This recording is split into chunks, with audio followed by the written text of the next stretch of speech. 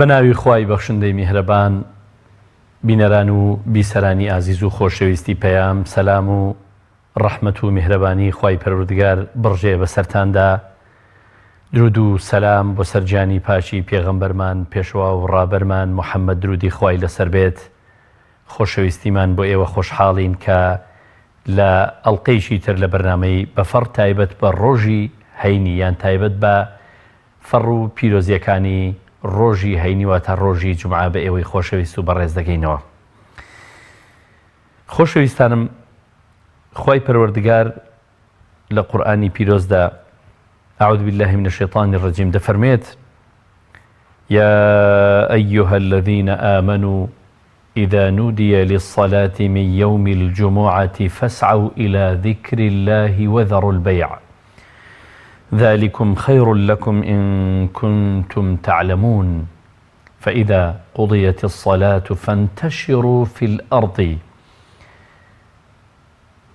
فانتشروا في الأرض وابتغوا من فضل الله واذكروا الله كثيرا لعلكم تفلحون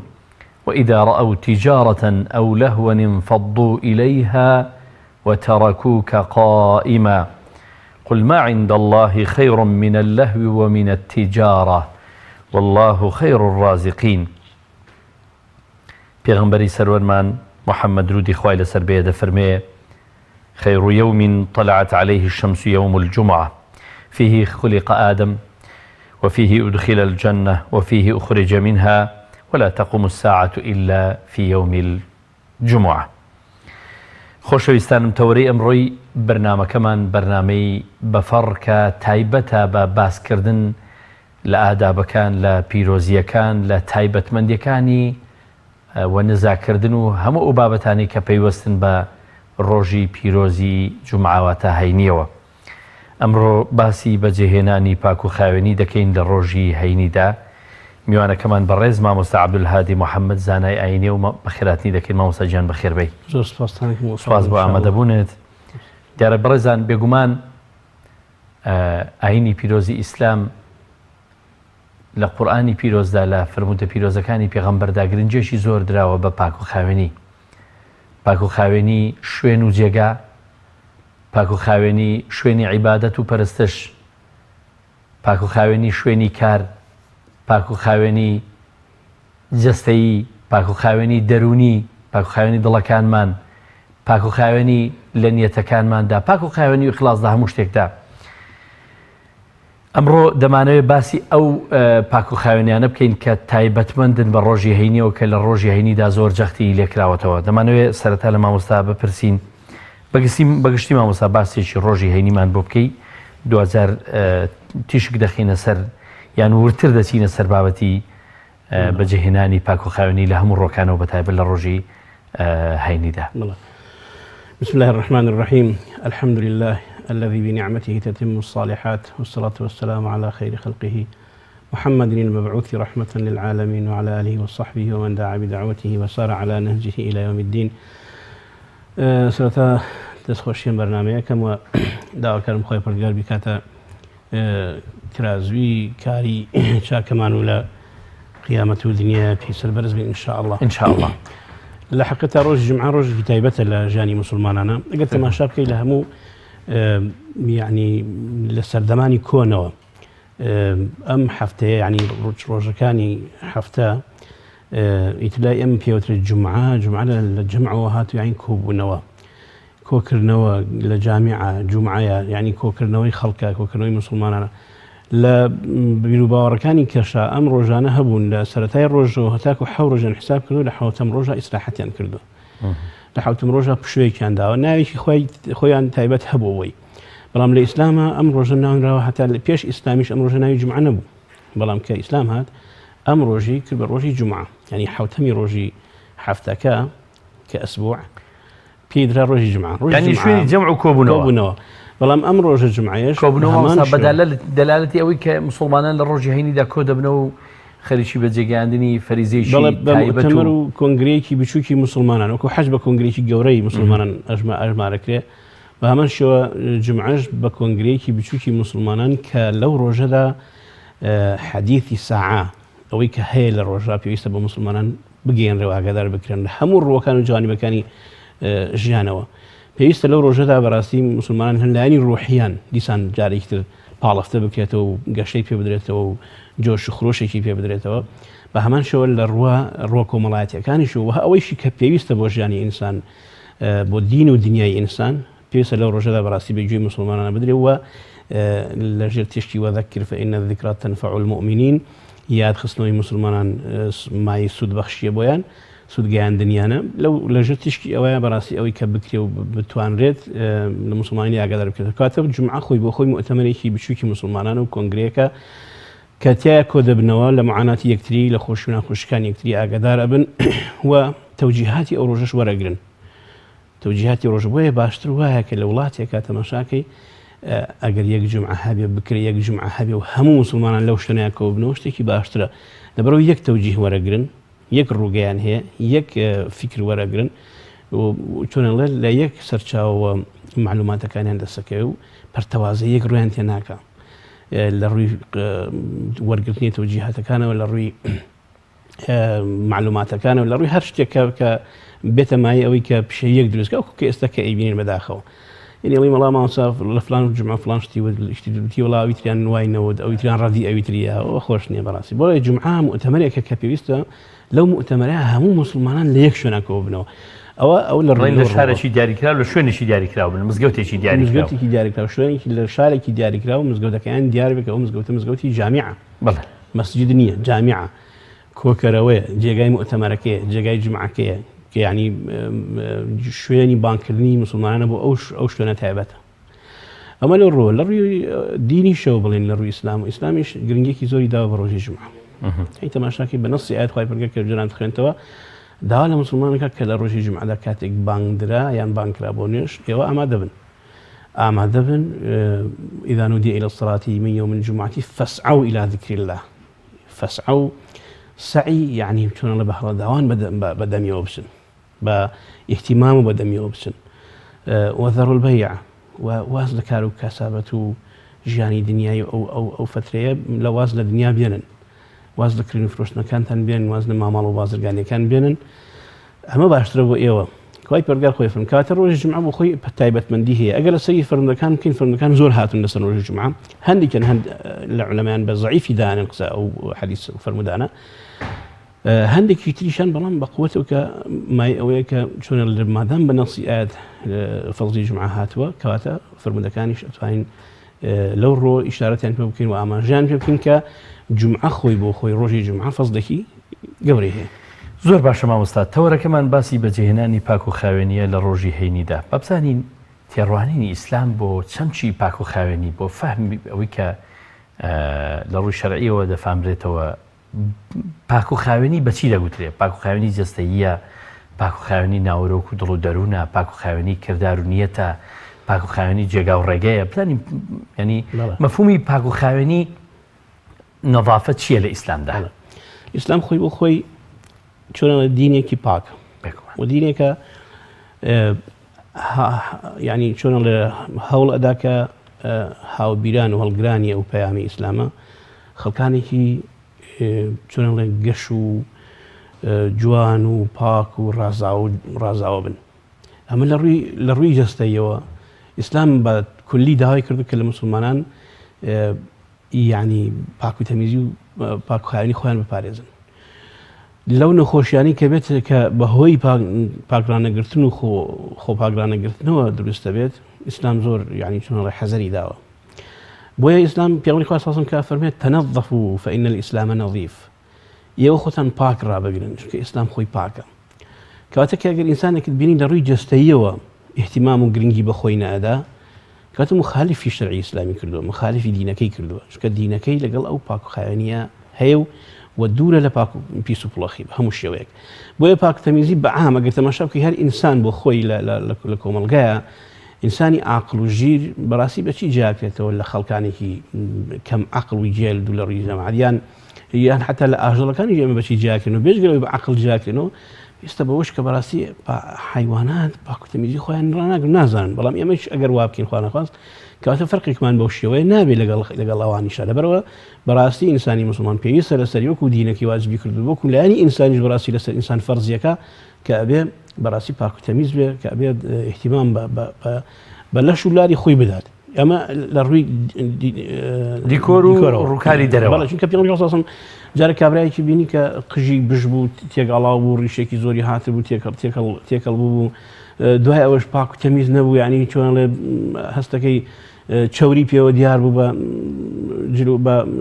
قژ و ڕیش و ئەوانێ و گوێی بەخۆی نادا پێغەمبەر صلی الله علیه و سلم فەرمی ئەمە کەسێک نییە ئەم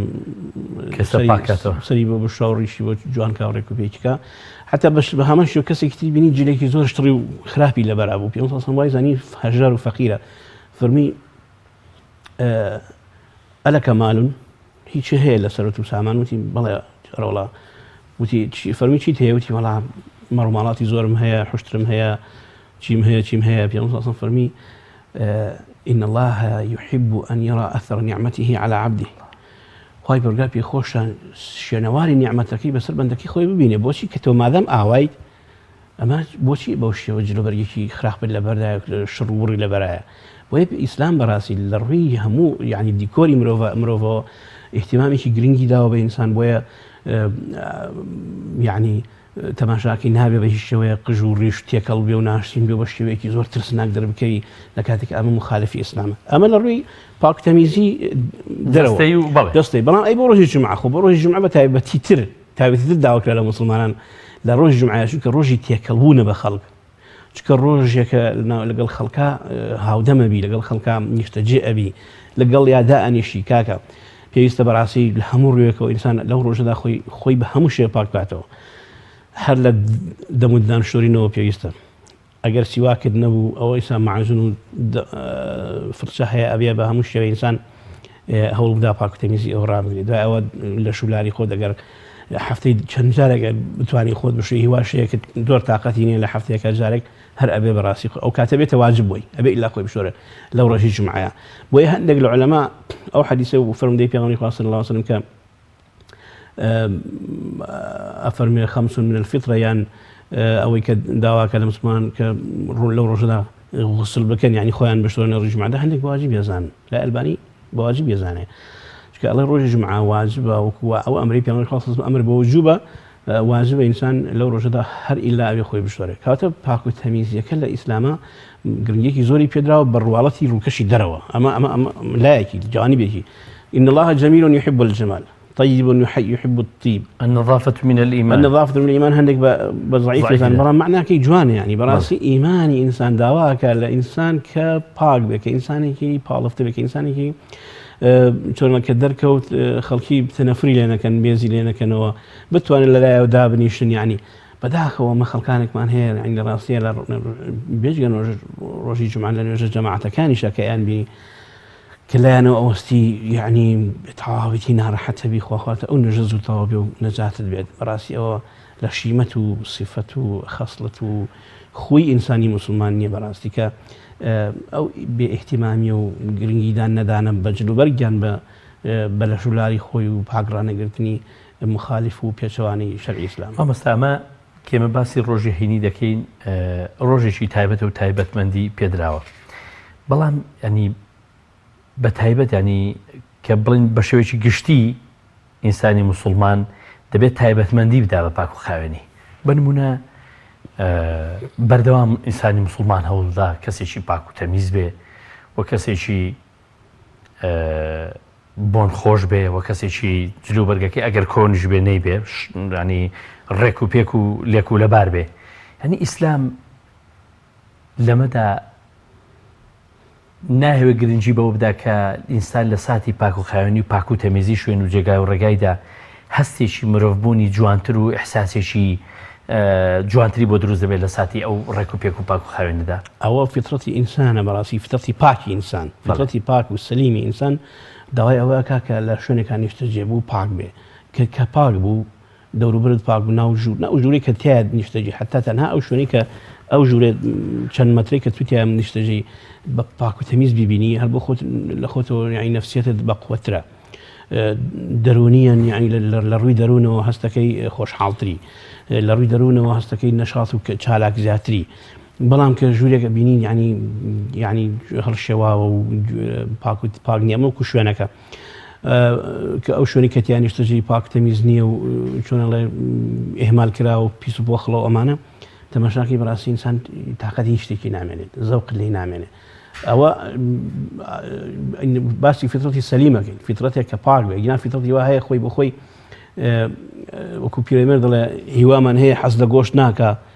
دایم دوشمنە لەگەڵ جێی پاکە جا ڕەحمەتی خوا لێ بەڕاستی خەڵکێکمان هەیە زۆر ئاعتیادە بەلایەوە ینی پاک بێ پاک نەبێ هەڵشێوا بێ شێوا نەبێ تەرتیب بێ ژوورەکە تەرتیب نەبێ لای مهم نییە بۆیە ئەڵێن کاتی خۆشی جاحیز کە خەریکی خوێندنەوە ئەوانە بوو زۆر ئیحتیبامی نەدا کتێبەکانی هەر بە شێوەیەکی وا هەڵمە دانابوو تر پەرپوت و بێتەرتیب بوو ئەو کتێبەکان بەسەریا کەوت و لە ژێرا مرد جا لەبەرەوە بەڕاستی ئینسان یعنی هەوڵ بدات دەوروبەری خۆی پاک ڕابگرێ و تەرتیبی بکە و نەزافەتێک کە ئینسان لە هەر شوێنێکا بوو بەڕاستی مای ئەوەیە کە دیارە کە تۆ فیترەتت پاکە سەلیمی کەڵکی ئەوەت هەیە ناو مجتەمەع و کۆمەڵگایە ببی چونکە بەڕاستی ئیسلام ئەگەر وەکو ئینسانی مسلمانیش بەعام بەگشتی ئینسان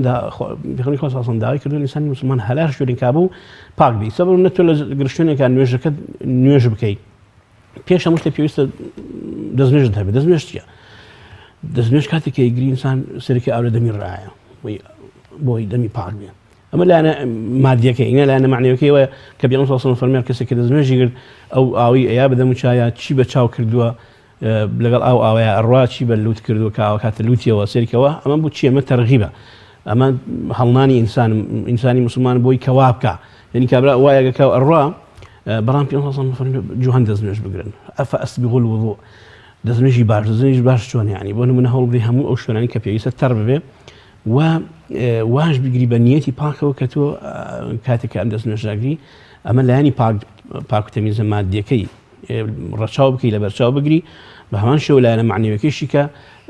ئاو لە دەم ڕائید ئەوەی کە بە دەم و بە زمان کردوتە وتوتە پێوەی ئەڕواوە ئەوەی کە بەلوود بۆنت کردووە بۆنەکە حرام بۆیان شتێک لە بابەتانە بۆ ئەوەی کە لە لوتی ڕای ئەڕوا ئەمە ئینسانی مسلمان هەڵ ئەنێ بەوەی کەوا بکە لە لایەنی دوو قازانجەکە دوو ئیسفادەکە هەم لایەنی مادی هەم لایەنی معنەوی هەم لایەنی بۆ خۆی هەم بۆ خوا یعنی حتا عولەما زانایانی پزیشکی ئەڵێن ئاو سێرجار ئاو لە لوود ڕایان هەتاکو ئەگاتە سەرەوە کە پێغەمبەر صلی الله علیه و کاتی ڕۆژوە فەرمێ ئاو لە ڕوود ڕابدەن یعنی ئاو کەرە ناو لوتەوە هەتاکو پێش نەگاتە قوڕک یعنی بۆچی ئەمە ئێستا لەم زانانی پزیشکی بواری پزیشکی ئەڵێن بۆ جیوب باشترین ئاوێ باشترین شتێک کە ئینسان لە ئەو ئاوەیە کە سێجاری کاتە ناو لوتیە و دەریەکاتەوە بۆی پێغەمبەر صلی الله علیه و سلم یعنی ئیستنشاقی پێڵێن ئیستنشاق ئاو ئەکەیتە ناو لوتە و دەریەکەیتەوە دەرەوە ئەو کاتە ئێستا زانایان ئەڵێن ئەو تۆزە خۆڵی کە ئینسان لە ژیانی ڕۆژانەیە بە شوێنانە ئەڕوا بە تێکەڵای بەوە حاصلە ناو بازار بیان کۆڵانەکانە بێت ئەو تۆزە خۆڵی ئەچە بە لوتیا بەو ئاوە ئەو تۆزە خۆڵش کە ئەڵێن ئەگەر حسابکەین ساڵانە نزیکی 3 کیلۆیەک لە سیەکان لوتی ئینسانە کۆ بێتەوە بەو ئاوە ئەڕواتە دەرەوە کاتە ئەمە تەرغیبە ئینسانی مسلمانی هەڵداوە بۆ ئەوەی کە وەکو لایەنە دیندارەکەی ئەوە بکە تێگەی ئێستش خەڵکی تازە نازان بەڵام خەڵکی کۆن ئێستش کە ڕاهاتن بۆ شێوەی کە دەستنوێژەکردن هەر تەماشاکەی سێجار ئاواکە هەنی هەر ڕاهاتوە ینی دەستی پێ ڕاهاتوە کەواتە لە تاواکەری دەستنوێژەکەشە بە تاواکەی دەستنوێژەکە جانەمان ئاڵم و تەرغیبە وەکو ئەوەی کە دەستنوێژەکەت چۆن پێویستە کە پێغەمبەر صلی الله علیه و ئەسبیغوا الوضوء لایەنێکی خێر دەستەکەوێت کە نیەتت ئەوەیە ئەمە دەستنوێژە و پێ ئەچیتە ناو نوێژەوە پاشان ئەوشی دەستەکەوێت لایەنە سەحی و تەندروستیەکەش ئەوسا هەندێک کەس دەبینی کات نەمزگەوت دەستنوێژەکرێ زۆر دەستنوێژەکە زۆر بە پەلەپەل و یعنی تێکپەڕاندن جۆرێک لە تێپەڕاندنی هەیە بۆ دەستنوێژەکە یعنی هەموو شتێک کاتی خۆی پێنادا پێگومان دەستنوێژی کاتی خۆی هەدەبێ کاتی خۆتی پێ بدەی و بۆی ئەم شتانە جێبەجێ بکەی ینی بە پاک و پوخت و تەمیزتری دەردەکەی وجار مامۆستا ئینسان لە ساتی نوێژکردنە لە ساتی دەستنوێژ هەڵگرتنە خۆی ئامادە دەکات بۆی بەرەو لیقای پەروەردگارەکەی بوەستێ هەتاکو و پاک و تەمیز و ڕێک و خاوێن و پوخت بێ بێگومان ئیحساسێکی جوانتر دڵێکی ئارامتری هەیە بۆی کە جوانتر ملاقات و لیقای پەروەردگار ئەمە زۆر جار بە مسلمانانەوەیم کە بە بیجامەوە نەیە بۆ نوێژ خۆچن بیجامەکە هەستێکی مرتبی هەبێ مرتبی ینی خۆی ناو نوێژێک بە تاڵەکاتەوە بەڵام ینی لایق نییە بەو مەقامە لایق نییە بۆ مەقامەکە ئینسان بە ڕۆبێکەوە یان بە بیژامەیەکە یان بە شتێکی واوە بێت بچێتە لیقای خوای بەرگار بۆیە بەڕاستی ئینسان پێویستە لەسەری تەرتیب بێت تەرتیب إن الله جميل يحب الجمال أو الجمال هو جمال نية قلت وقر جمال بو بيوناشي ببازار جوانا بو خود أي بو لبازار بو بازار بو شركة إنك بيجلي كي تلبركي كاتا إنسان مسلمان براسي كيف يخوي يوريكم خذوا زينتكم عند كل مسجد كإنسان مسلمان براسي بيس أو شون جاي إما توركل أو لو باسي خومان كوتمان أبي أو شوني كان يجي باك تميز باك خاين ببو کاکە خی گەورە پاک خانی پێویست خۆش مامۆستا ئەگەر ئینسان پاک و خاوێن بێ نینۆکەکانی کردبێ مووی زیادە و شتی لابردبێ ینی ئینسان بەردەوام مۆکانی هەڵدەوەرن ینی لە هەڵوەرینان هەرۆ شتێکی فتر و سروشتێ بۆ ئینسان ئەگەر ئەو شتانەی کردبێ خۆش شوردبێ ئەو پاشماوانە لە ئینسان ینی پێوەی نەماوەتەوە و کەمتریش ئەو شوێنێک کە نوێژی لە دەکەی و مزگەوتە و جامیعە لەو شوێنەش ئەو شتانە پاشەروانە کەمتر لە تۆ هەڵدەوەرێ دیان دەکەوێتە سەر ڕایەخەکانی مزگەوتەکە شوێنی نوێشکردنەکە ئەمەش حساسێکی جوانتر بۆ خۆت و بۆ نوێشخانەکانی تریش دروست دەکات بۆ شوێنەکەش بڵێ بە خادمی مزگەوتەکەش ئەوە ئەرک ناکەوێت لە سەرشانی ئەوە پێویست ناکات شاندانێ بچەمێنێتەوە شتەکانی تۆ هەڵگرێتەوە لابرێتەوە یا گسکیکی لێ بدات لەبەرەوە بەڕاستی وایە ئینسانی مسلمان کە نەزافەتی ڕەچاو کرد و پەیڕەوی کرد ئەوە معنایەوە ئینسانێکە خزمەتی کۆمەلگاکەوە بە خزمەتە بۆ کۆمەلگاوە بە دڵسۆزە بۆ کۆمەلگاکەی خۆی وە دڵسۆزە بۆ خۆی بۆ خاو خێزانی خۆی وەگەروانە بوو بەڕاستی و دڵسۆزە بۆ دینەکەشی وەگەروانە بوو ئەمە توانین بڵێن چۆن نیشانی پرسیارەکەوێتە سەر ئەو کەسەکە کەسێکی مهتەم نییە کەسێکی ئەوە نییە کە ئەو دینی کە داوای چی داوا لێ کردو بە جێبەجێ نەکردەوە مامۆستا ئەگەر ئینسان خۆی پاک و پوخت نەکاتەوە گەر پاک و تەمیز نەبێ ینی هەست ناکەی خەلەلێک لە دینداریەکەیدا بۆ دیندارەکەی دروست دەبێت کە پێغەمبەرەکەمان ئەنی ئیسلام هەمووی باسی پاک و خاوێنی و پاک و تەمیزیە کە تۆ ئەمە جێبەجێ ناکەی ئەنی ناچێتە ئەو چوارچەوەی کە تۆ ئەمە کەم تەرخەمیت کردووە لە ینی تەواوکاری لە دیندارێکی خۆتە بالضبط ئەتوانین مەفهومی مخالفە لەو تەنەظەفوا فإن الإسلام نظيف وەربگرین پێچەوانەکەیشی ئەگەر نەکرد کە ئیسلام خۆی نظیفە کاتە تۆ ئیسلامت جێبەجێ نەکردو جوان تۆ دینداری نەکرد ئەوە تۆی کەم و کورتێکە تای ئیسلام هەر جوان خۆی جوانە خۆی پاک خۆی ڕێکپێکە خۆی ترسناک نییە خۆی چۆنەڵێ بە شێوەیەکی هین چۆنەڵێ ڕیش درێژەکەیت و هیچ دەستکاری ناکەیت لە کاتێکا پێغەمبەری خوا صلی الله علیه و سلم لە طول و عرض ڕیشی گرتووە لە پانی درێژی گرتووە ڕێکپێکی کردووە تەرتیباتی کردووە یان قژێک درێژەکەیت بە سەرشانە باشە گەر لە وڵاتی خۆمان کە ئێستا بۆ شێوەیە نییە بۆچی من شتێ بکەم کە یعنی ئێستا بۆتە شتێکی نوعێک لە یعنی شتێکی غەریب شتێکە کە لە بەرچاو خەڵکا شتێکی غەریبە بەڕاستی شتێکە مەئلوف نییە مادام شتەکە مەئلوف نییە وڵاتەکە ناگونجێ بۆچی بیکەم یعنی زۆر نییە هیچ زۆر نییە ئەڵێن الله پێغەمبەری خوا صلی الله علیه و سلم قژی درێژ بۆ تا ئەوەی کاکە ممکنە یعنی لەوێ وا باو بێت مۆدیل وا بوو بێ یعنی ناکرێتەوە یعنی هەرچی وا بوو بۆ شێوە بیکەی مادام مەئلوف نییە لەناو مجتەمەعەکە بە شێوەیەکی تر سەیرەکرێت ئێستا خەڵکانی تر ئەوان ئەوە ئەکەن وجودی ئەوە ئەکا بۆ نمونە کە فکرێکی مادی هەڵگرتووە یان کەسێکی تر خەڵکانێکی تر کە لەو ماوەیە ناوێکی سێر و سەمەریان هەبوو ئەوانە بە زۆری تەماشاکەی کەواتە ئەو کاتە بێ ئینجا عکسیکەینەوە ئینجا بێ ئێمە خۆمان جیا بکەینەوە لەوان ئینجا بێ ئێمە جارێکی تر بینەوە بە خۆمانەکە کاکە ئەوەی ئێمە ئەوەی ئێمە ئەکەن دووبارە ئەکەنەوە لە کاتێکا ئێمە ئەو کاتە تێکەڵە بینەوە بە یەکتری وای پێغەمبەری خوا صلی الله علیه و سلم کە فەرمێ بۆیاق بکەن تخضبوا فإن اليهود لا تغضب شتي لا يغضبون ئێوە بۆیاق بکن لە خۆتان بدەن یعنی بۆ نمونە ڕیش و قژ و ئەوانە کەس پێ بێ بە ڕەنگێک لە ڕەنگەکان بیگۆڕن چونکە جوولەکە نایکن تێگەی یان ڕیشتان درێژ بکەن بەعکسی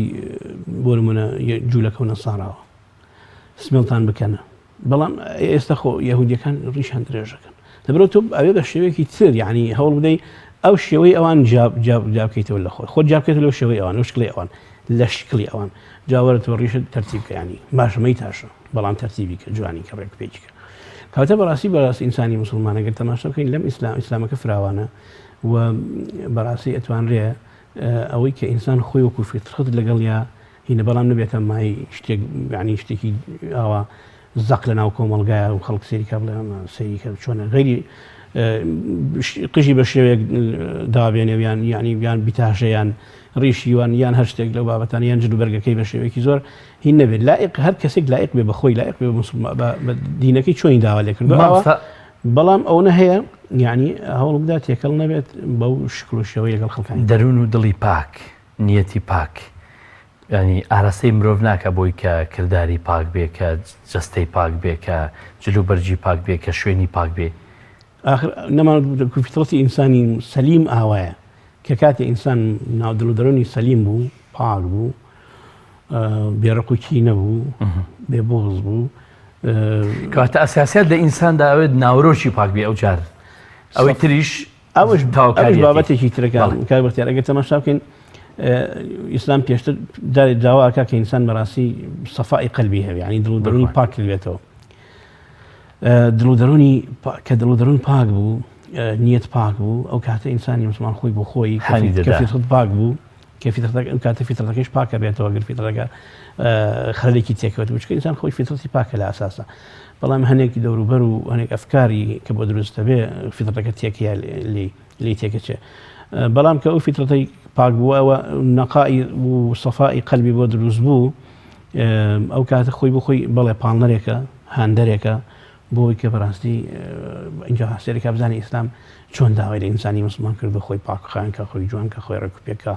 خۆی برازێنێتەوە کابینەیەک خۆی گەورە پێ فەرمی إن الله جەمیل يحب الجمال ئەگەر لەوە پێش حەزی کرد بێ جوتی پێڵاوی شتر لە پێکابووی بە متەواضعانە دەرکەوێ یان جلێکی شتر لە بەرکابووی نەڵێن وەڵا کابرا متەکەبیرە سێریکە خۆی على ئاساس جلێکی وان لە بەرەکەمانە ئەو کاتێک ئەما بینە إن الله جەمیل يحب الجمال یا ئابینە کە پێغەمبەر صلی الله عليه وسلم بە کابرای فەرموو ئەو تۆ هیچ نییە لەبەری خان و سەر سامانە هیچ نییە پارە نییە هیچ نییە وایزانی هەژارە ئەو کاتە ئەبینی کە ئەمانە ئەبیستێت ئەو کاتە مادام یعنی دینەکەی لە دڵا چەسپیوە و سەفایەکی دڵی بۆ دروست بووە هاندێکی شەبەوەی دەرەوەشی دیستن بە هەمان شێوە پاک لە ئەساس لە ئینسانە سەفای دڵە لەبەرەوەی ئێمە بێگومان ئێمە زاهیری یەکتر دەبینین تۆ زاهیری من و من زاهیری تۆ زاهیری ئەو بەڕێزانی تر دەبینین ئەوانیش هەروەها کەواتە مەزهەری ئینسان زۆر کاریگەری هەیە لەسەر چاوی ئێمە لەسەر بینینی ئێمە لەسەر تێڕوانینێکی دروستمان بۆ ئەو کەسێکە کەسێکە دەکرێت تۆ مامەڵەی لەگەڵ بکەیت کە دەکرێت تۆ لی نزیک بیبیەوە دەکرێت مادام جەستەیەکی پاک ینی ڕووکارێکی پاک و پوختی هەیە ئەمە دروستە مامەڵێکی جوانیشی لەگەڵ بکەیت خۆت حەزەکەی لی نزیک بیتەوە حەزەکەی حەزەکەی هاودەمی بی بەڵێ من ئێستا لە بیرمە ئێستش لەوانەیە بڵم چۆنە لە جۆری خواردنێگە خۆی تامەکەی ئەڵێن وڵای هێستاش لە دەمام جوانە بەڵێ ما ئێستاش من بۆ نەعەتری پیاوێکی لای خۆمان کە حافزیش بوو ینی نابینا بوو بۆ نەعەترەکەی کە هات هەر شوێنێک و بڵاو بوو ئێستش لە بیرمە بۆ نەعەتری چەند تەئسیری هەبوو لەسەر ئینسان ینی هەست دەکرد حەز دەکرد لی نزیک بیتەوە قسەی لەگەڵاوکەی دانیشی لەگەڵی بەڵام بەعکسەوە بەڕاستی وایە ئینسان کە مراعاتی ئەو شتانەی نەکرد مراعاتی خۆی نەکرد گوێی نەدا بە خۆی میتر حەز ناکەی لی نزیک بێتەوە ئێستا من خۆم بۆ خۆم شخصیەن بە نینۆکی درێژ زۆر قەڵسم ینی خەڵکێکە بێ نینۆکی درێژ ئەگەر بچێشت ئەگەر خواردن بۆ خواردن تروسکە من نایخۆم لە ڕاستیە ئێستا بۆتە مۆدیل و باوێکە بەناوێک على ئاساس شتێکی جوانی لە ڕاستیە ئیسلام داواکە کە یەکێک لە فیترەتی ئینسانەوەیە کە تەقلیب الأظافر نینۆکەکان بکەی بۆ نینۆکەی کاکە لە ژێر ئەم نینۆکانەیە میکرۆبات زۆر کۆ بێتەوە پیسە بێ خەڵکێکی لە ڕای شۆرەمەی بە هەمیشە پاکێکەم هونە ئینسان هەر ناتوان بۆ شێوەکە پێویستە و زەرورە پاکە دەبرەوە بەڕاستی ئینسان کە هەتاکە خۆی پاک تەمیز بکات زیاتر دینەکەی ڕاگرتووە زیاتر توانیوەتی لەگەڵ دینەکەی بێت زیاتر توانیوەتی ڕچاوی فەرمانەکانی پێغەمبەری خوا صلی الله علیه وسلم کات لەگەڵ موسڵمانان بێت لەگەڵ کۆمەڵی موسڵمانان بێت و ئەگەر وانە بوو خوانە خۆ دەتوانین بڵێن کە فیترەتی هەم پاک و نیەتێک چووە و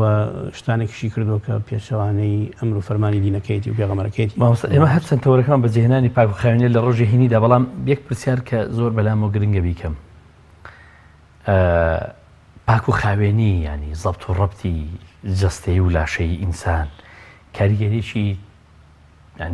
ینی زۆر کاریگەر نییە بۆ ئەوەی کە لە ژیانی هاوسەرێتیدا لە ژیانی خێزانداریدا ئەمە ببێتە هۆکار بۆ پتەوبوونی پەیوەندی نێوان ژن و مێرد نێوان دایک و باوک و منداڵەکانیان و کەسوکارەکانیان ڕەحمەتخوا لێ بکات بەختیار ڕاستی شتێکی جوانن دروژان پرسیارێکی جوانە ڕاستیە بنمونە ئەگەر بگورە پیاو لە کارەوە پیاویشی پیاو لە دەرەوەیە لەسەر کارەوە دەگەڕێتەوە بۆ ماڵەوە ئەگەر ینی خێرا بچێ حەمامێ بکات و بە جوانی و بە ئارامی و ینی جلێکی پوختتر لەبەر کە تایبەتتر ینی هەستێکی زەبط و ڕەبتی جوانتری پێوە دیارنی و هاوسەرەکەشی مامەڵەیەکی جوانتی لەگەڵ ناکە ئەی ئەو هاوسەرێکە پیاوەکەی دەچێتەوە هاوسەرەکەی لە ماڵەوە هاوسەرەکەی بە بۆنی مەتبەخ و ئەوانەوە بەڕێ ڕووبێت چۆن جیاوازی نییە کە ئافرەتەکە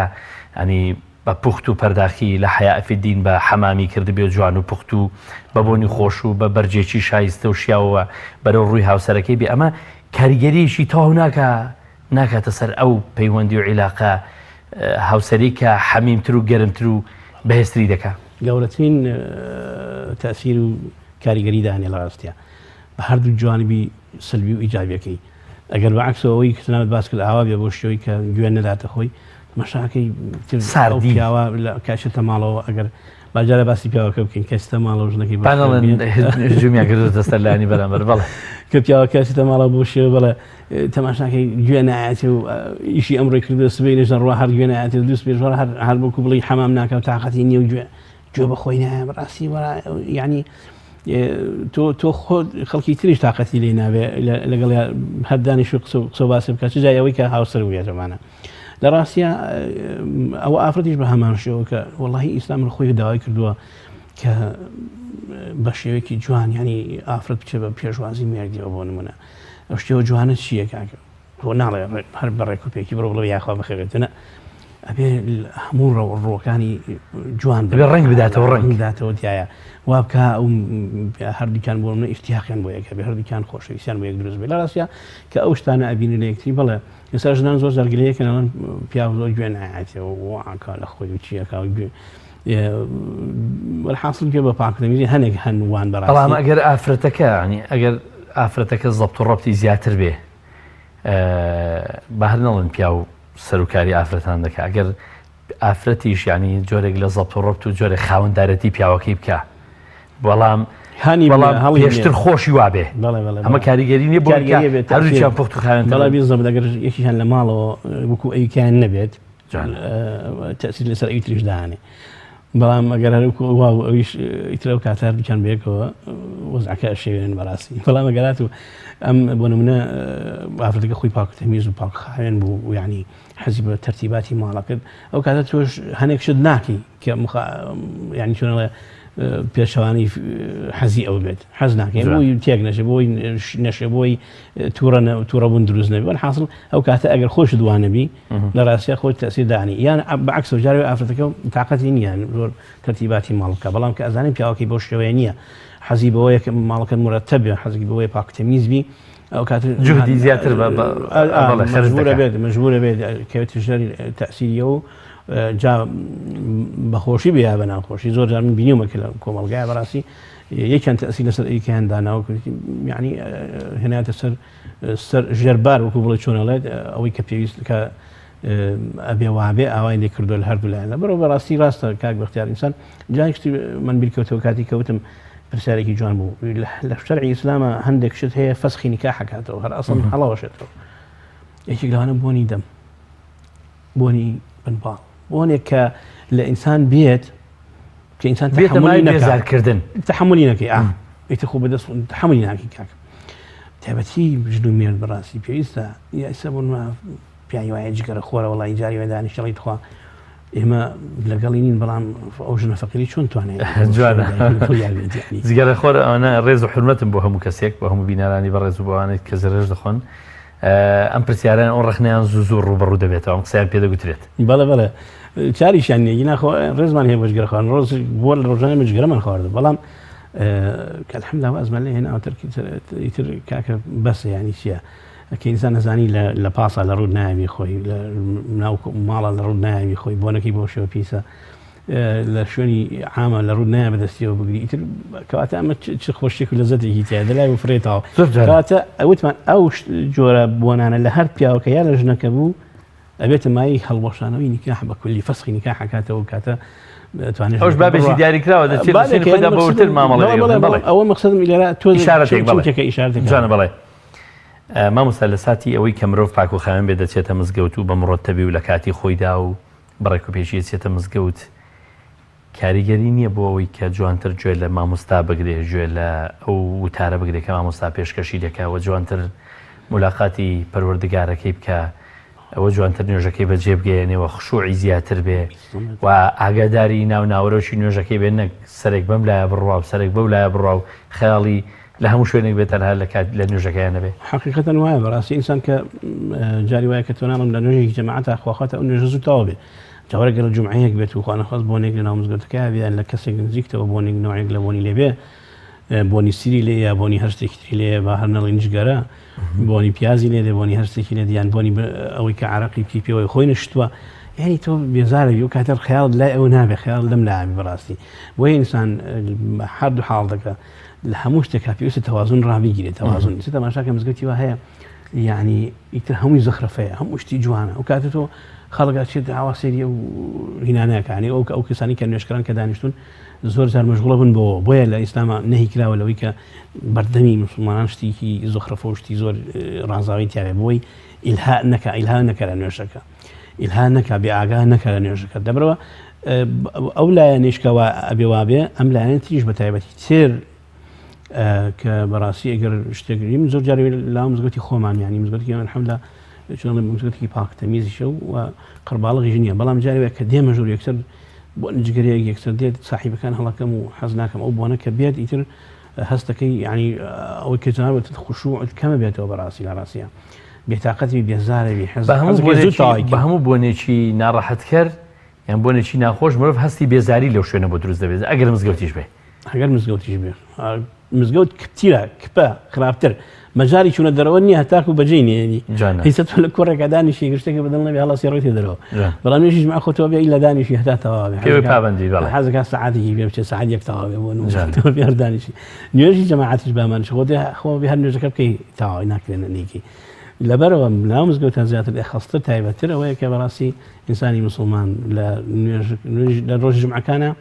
بە تایبەتی تر و لە ڕۆژگانی تریشە هەرمان بە هەمان شێوە هەوڵ بدا پاک و تەمیز و هین بێت بەوەی لە خوای پەروەردگار نزیکترە و لە خەڵکیش نزیکترە و مای خوشوع و بە قبوڵبوونی نوێژەکەش زیاترە ئینشاءڵڵا. مامۆستا گیان زۆر سپاسی بەڕێزت دەکەین مامۆستا عەبدولهادی محەممەد زانایانی کە لە تەوەرەی بەجێهێنانی پاک و خاوێنی لە ڕۆژی هێنیدا میوانمان بووی زۆر سپاس دەکەین.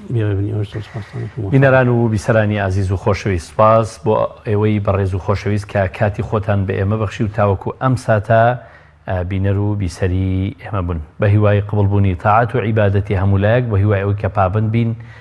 بە ئاینی پیرۆزی ئیسلامەوە پاک و خاوێنی ڕەچاو بکەین بە تایبەت لە ڕۆژی هەینیدا کە زۆری نەمان کۆ دەبینەوە لە مزگەوتەکان بۆ بەجێهێنانی فەریزەی نوێژی جومعە بەخوای گەورە میهرەبانتان دەسپێرین خواتان لەگەڵ.